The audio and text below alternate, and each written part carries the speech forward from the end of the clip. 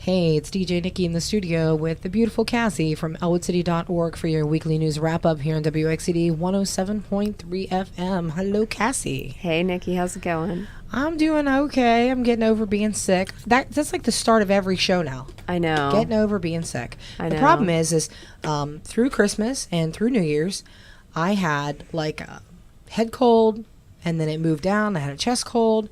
Well, then my beautiful daughter decided to bring the flu home the other day. so then I had the flu. And I'm like, man, at this point, my immune system is going to be a rock star. Like, I'm not going to get sick the rest of the year. Right. That's how I feel. I've been like on and off with like different illnesses since like the beginning of like October, which is crazy. Yeah. Like, we went and bought Lysol spray here for the recording studio because there's so many people in and out all the time. Yeah. That I'm like, maybe this is why we're always getting sick, because nobody's like really like Lysoling the stuff, you know. So we sprayed like all the microphone sponges with Lysol and did all the chairs and everything. So hopefully we've killed the sicknesses. I hope so.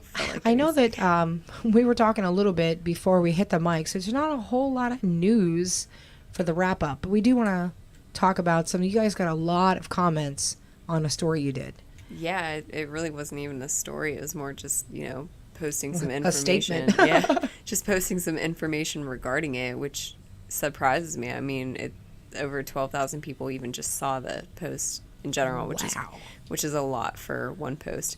But, as you and I had already discussed, it's been a concerning topic for a lot of people in Elwood, and it's, the Cobble Bridge is finally going to be reconstructed. Yeah, finally. And I remember telling you before that it's been an issue for so long. I remember when I was like 27 or 28 years old, mind you, I'm 40.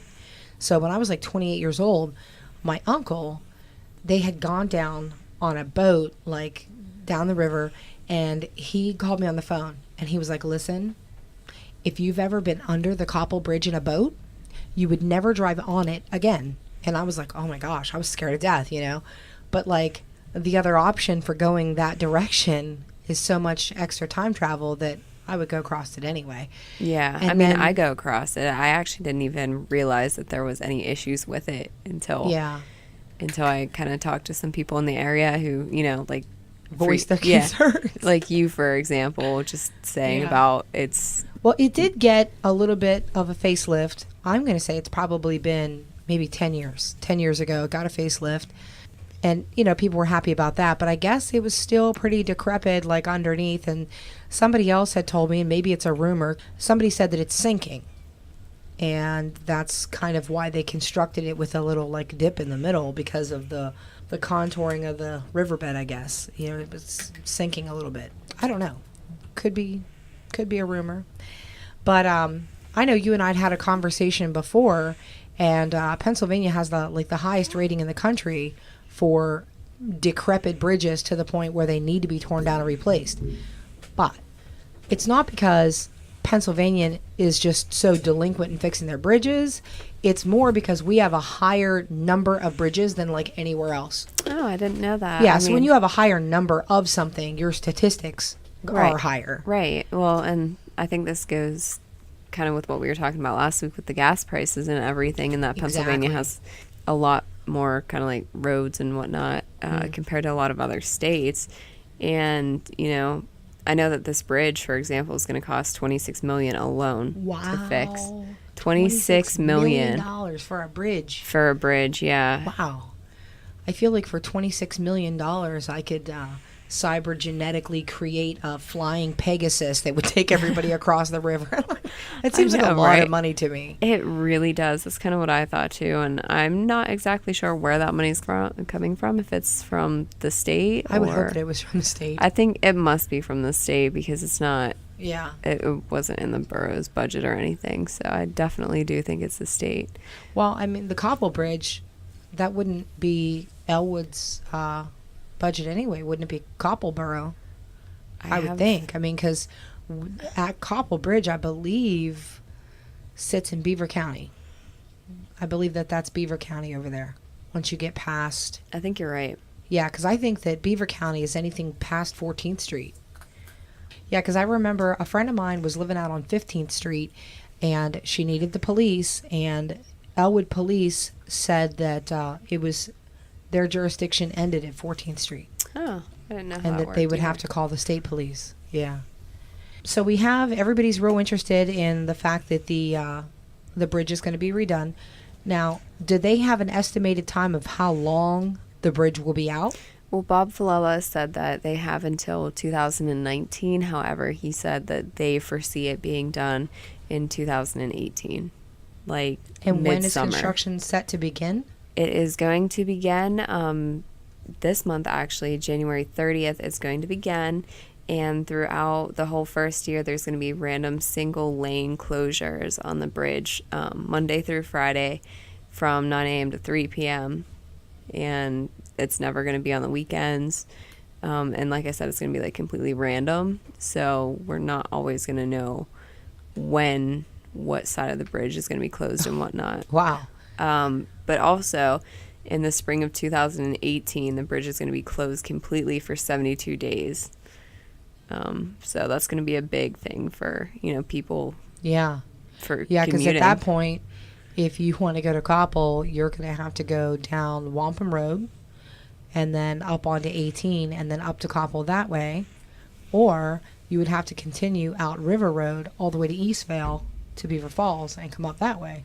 Yeah, it's definitely not going to be a convenient fix. All right, y'all. Well, what else do we have for the weekly news wrap-up? I actually wanted to talk about this because I thought it was also very interesting. Just on Tuesday and Wednesday, it's not an Elwood City school, but it's close to here, so I think it's relevant. Okay. Mohawk School District was completely closed because their high school tested positive for E. coli in their water, most likely due to the intense amount of rain that we've been getting. Which made me wonder, if only the high school tested positive for E. coli in the water, did they have their own filtration system? Was the E. coli from their filtration system? I mean, because my thought is that if it was caused from all the rain, that probably the residents would share the same water supply as the school, is what I would think. I couldn't be sure, but that's kind of wonder what I think. But I almost wonder that maybe perhaps it is their filtration system, because I would think that most people have like a home filtration system. I don't know anything really about that or how that works. I would think that if one place tested positive for E. coli, they probably would have tested the general water supply. And let the public know. So maybe we'll hear more on that. Yeah, I'm not sure. All I know is that because this was just the other day. Yeah, okay. and apparently it's actually quite a common occurrence whenever there's a lot of heavy rain. And I believe it's on Monday or maybe Sunday. We had a lot of rain. We had a lot of rain. Yeah, it was extremely raining. I mean, it's even raining now. Yeah, it's been I was raining coming all week. through. There's a small road just outside of West Pittsburgh that brings you up onto 18, right near 168, and I was blown away by the flooding. Like, I was looking over the bridge, and what normally is a small creek going through there had more than doubled its width. Oh yeah, I know. I was like driving in the heart of like the pouring rain, and I just remember like I was going like 45 the whole way, because if I went above that, my car would just hydroplane. Yeah. And I was like, oh, this is so inconvenient, because a trip that should only take me like 30 minutes took me like 50. Yeah, it was crazy. Yeah. Well, I was out driving the same day, and my passenger door in my truck. One time, my son decided he was going to lock the keys in my truck, and the intelligent person that we called from the service garage decided that they were going to use a 2x4 to wedge into the door so that they could get a gap big enough to get a coat hanger in there, because the little shimmy tool wasn't working with my truck. Normally they carry this, it's like a pouch, and you blow it up like an airbag, and that way it doesn't damage the vehicle. Well, it damaged my truck, so my seal does not seal correctly because the door is technically bent. Yeah. So here I am driving through this heavy downpour up in Cranberry, and my son was with me, and he starts jumping around like his butt just caught on fire, and I look over and the water is pouring into my truck. It looked like somebody turned a shower on, pouring into the truck. He was all soaking wet, and then he starts like taking his pants off, and I'm like, what are you doing? And he goes, don't worry, I have 2 pairs of pants on. And I was like, oh, okay. So he took off 1 pair of pants and he shoved it up into the door. And by the time we got to my house, the whole pair of pants was soaking wet. Oh, isn't that funny? It was crazy. And it just like kind of happened out of nowhere. And I was like telling him we were lucky because we'd just come out of the Walmart and we had just pulled out of the parking space. So literally, if we'd have spent one more minute in the store, we'd have been walking to the truck in a downpour, but we just missed it. And then I laughed and I was like, well, at least I missed getting wet. I'm like, you still got soaked. So, that's funny. It was a heavy downpour. All right, so do we have anything else for the weekly news wrap up this week?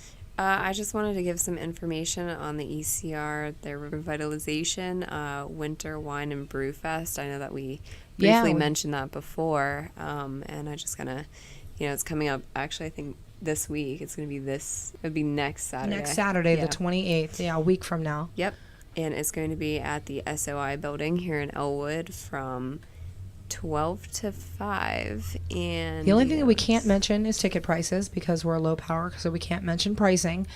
But we can tell everybody that all the proceeds that are mustered up from the Wine and Brew Fest do go to the revitalization project. Yes. And they're going to have lots of entertainment and stuff there that day too. Yeah, they're going to have raffles and, live entertainment and obviously the wine and beers and whatnot. And I think it'll be a really good time. I'm actually trying to see if I can go to it. I think it'd be a really good time. I don't drink and you know that, but, if I did, I definitely would support something like that because it's important because no one wants taxes to go up, and this is a really great way to It is because, you figure that. when they have to hike up taxes to cover stuff like that, to cover projects like that, pretty much you're just getting a tax hike. Yeah. Okay, I mean, you benefit from the projects once they're completed, but this way, with fundraisers, I always tell everybody that, it literally is the fun in fundraisers because your money is going towards what's needed. You reap the benefits of that when it's completed. When you attend the fundraiser, you're almost getting what you pay for right then, with the entertainment and the wine and the beer and the food, and because it's a catered event too. Yep. It's like a win-win situation for people when they attend a fundraiser because their money not only is getting them fun that day, but it's going towards things that the city needs too. Yeah. So, yeah. I'm a big supporter of fundraisers. Me too. I think they're an awesome thing. And, especially, like I said, because everyone's been asking why the borough hasn't been doing that. And so I think this goes to show that they are listening and they're making changes in the community to make it a better community. Right. All right. Well, if that's all that we have, we want to remind everybody that they can check out information to any of the stories that you hear about on the weekly news wrap-up by going to elwoodcity.org, who sponsors WXCD 107.3. This is DJ Nikki. That was my co-host, the beautiful Miss Cassie. And we'll see you next week for another weekly news wrap-up. All right. See you, Nikki.